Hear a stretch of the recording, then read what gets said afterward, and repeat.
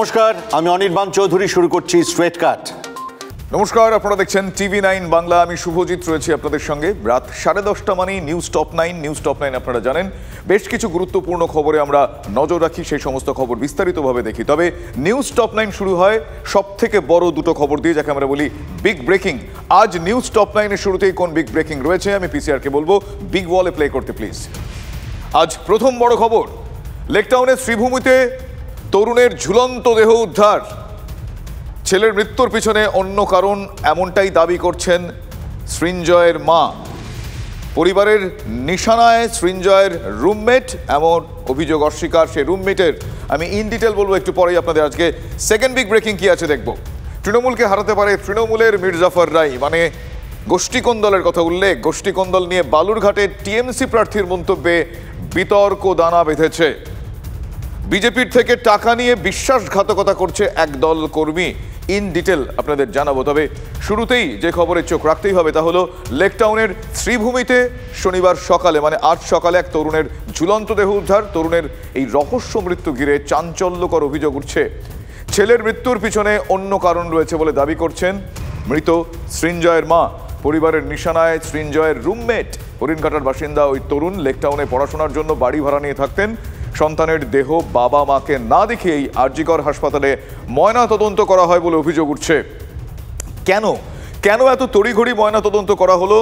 অভিভাবকের অনুপস্থিতিতে কিভাবে ময়না তদন্ত হলো প্রশ্ন তুলে আসরে বিজেপি। যাবতীয় অভিযোগ অস্বীকার করেছেন সৃঞ্জয়ের রুমমেট, যার দিকে এক প্রকার অভিযোগের আঙুল তুলেছেন মৃত সৃঞ্জয়ের মা।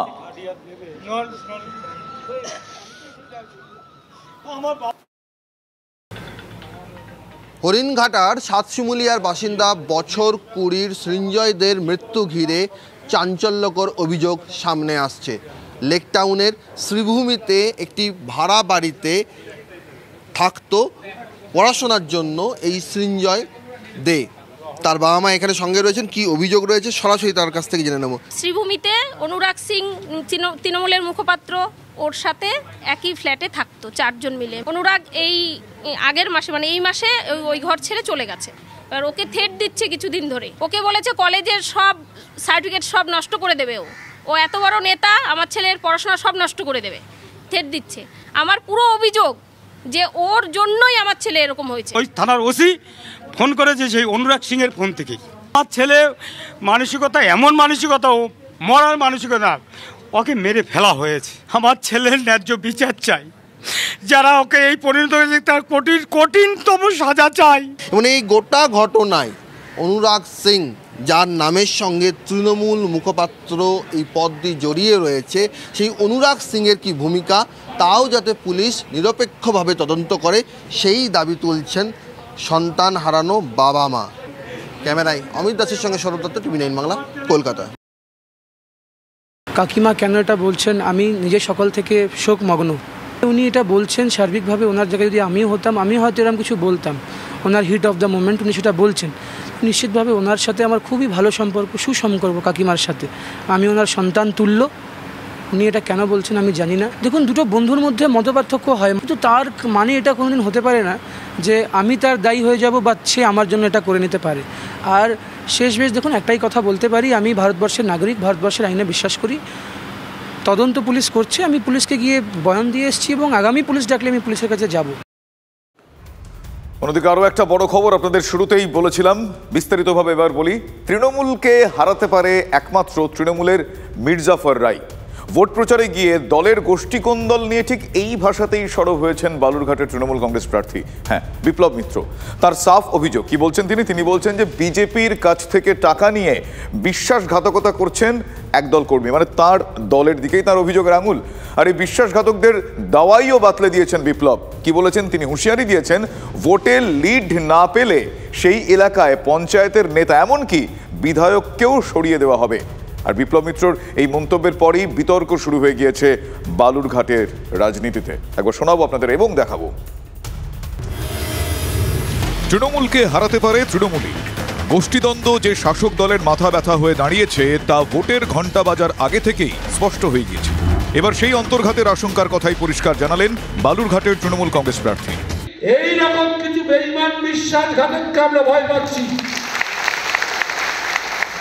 সিরাজদৌলাকে হারাতে পারতো না ইংরেজরা সেদিন, যদি মীর জাফর সঙ্গে না থাকতো ইংরেজদের। আজকে আমাদেরও সেইখানটায় মমতা ব্যানার্জিকে সামনে রেখে এই লড়াই করতে হচ্ছে।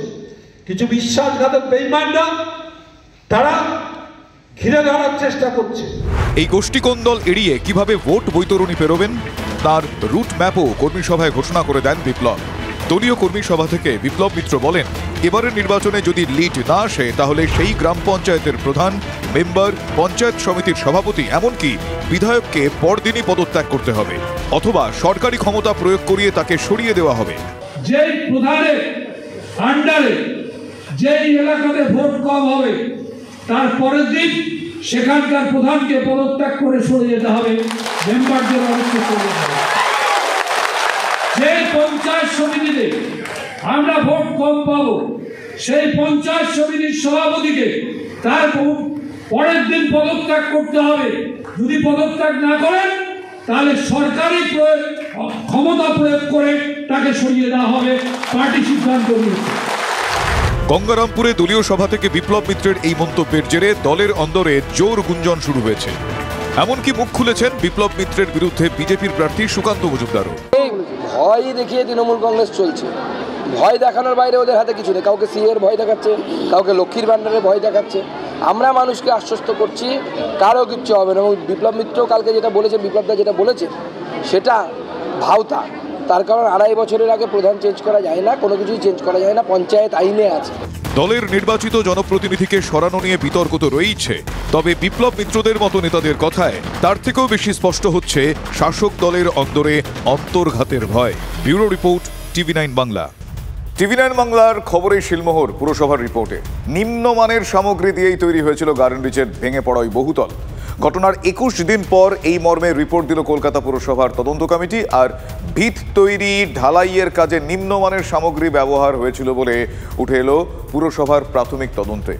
ভিতে কংক্রিটের কোনো রকম অস্তিত্বই মেলেনি, কোনো রকম স্ট্রাকচারাল ডিজাইন ছাড়াই বহুতলটি নির্মাণ করা হয়েছিল বলে রিপোর্টে দাবি করা হয়েছে। মাটি পরীক্ষা ও লোহার রডের গুণমান জানার জন্য যাদবপুর বিশ্ববিদ্যালয় বিশেষজ্ঞদের কমিটিতে রাখা হয়েছিল, আর সেই রিপোর্ট আসতে বেশ কিছুদিন সময় লাগবে বলে সূত্রের খবর। 21 দিন পরেও কেন রিপোর্ট মিলল না তা নিয়েও প্রশ্ন উঠছে। আর রিপোর্টে ভুরি ভুরি অভিযোগ রয়েছে। বহুতল ভেঙে 12 জনের মৃত্যুতে এই মৃত্যুর দায় কে নেবে সে প্রশ্ন এই মুহূর্তে সবথেকে বড় আকার ধারণ করেছে। নববর্ষের আগে কালীঘাট মন্দিরে পুজো দিলেন মুখ্যমন্ত্রী মমতা বন্দ্যোপাধ্যায়। অভিষেক কন্যা আজানিয়া ও ভ্রাতৃবধূ কাজরি বন্দ্যোপাধ্যায়কে সঙ্গে নিয়েই পুজো দেন তিনি। এর আগে নকুলেশ্বরের শিব মন্দির ও পাশে জগন্নাথ মন্দিরেও পুজো দেন মুখ্যমন্ত্রী। আমার অনেক শুভেচ্ছা থাকবে। আমি পয়লা বৈশাখের আগের দিন আসি পুজো দিই, এবং এই যে কালী মন্দির আজকে দেখছি কাজ চলছে, এই কুণ্ড থেকে শুরু করে যাই আমরা বাইরেটাও স্কাই ওয়াকের কাজে চলছে, আগস্টে শেষ হয়ে যাবে। এছাড়াও যেমন দক্ষিণেশ্বর করেছি, কালীবাড়ি আমরা করেছি, জগন্নাথ ধামও হচ্ছে আপনারা জানেন দীঘায়, ওদিকে নকুলেশ্বরের মন্দির ভোগদান করতে রয়েছে, ওটাও করেছি। জগন্নাথ মন্দিরেরও ভালো করে কাজ করার ওটাও করেছি। আমি চাই সর্বধর্মের মানুষ শান্তিতে সম্প্রীতিতে সব দিনগুলো কাটায়। আপনাদের অনেক অনেক শুভকামনা। বাংলার ফুটবলে এবার স্প্যানিশ লিগের ছোঁয়া। লা লিগা একাডেমি স্কুলস ইন্ডিয়ার সঙ্গে গাঁটছড়া বাঁধল Bhowanipore football club pro India centre of excellence.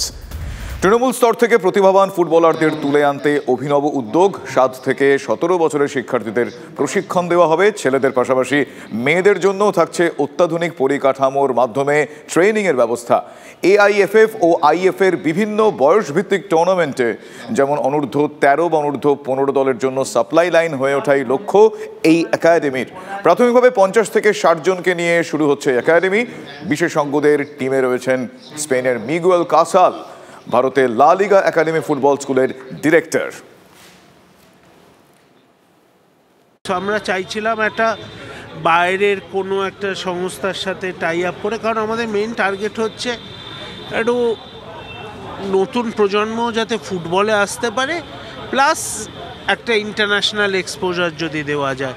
সেটা আমাদের এই কোচিং সিস্টেম যেটা হয়ে আসছে বা পুরো প্রসেসটাকে সো সেইখানে লা লিগার সাথে আমাদের কথাবার্তা হয়, ওদের আমরা আমাদের প্রজেক্ট পাঠাই, প্রপোজাল পাঠাই, ওরাও পছন্দ করে, সিলেক্ট করে আমাদের।